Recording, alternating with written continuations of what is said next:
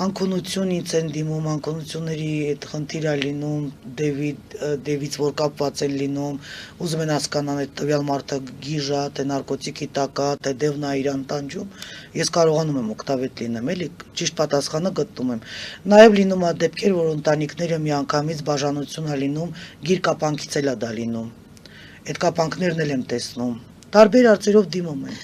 Գիտեք ոնց է լինում։ Գրերը անում են գերեզմանի միջոցով։ Այդ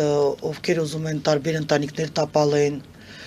մեկի բիզնեսը կանգնի, մեկի տանը երջանկությունը կանգնի, հիմնականը դա դրամար են անում, բայց Այսինքն մի քիչ բացեք փակագծերի, չի նշանակում գերեզմաների միջոցով այդ գերեզմանի հողի միջոցով, գերեզմանում լացը կոծը շատ է,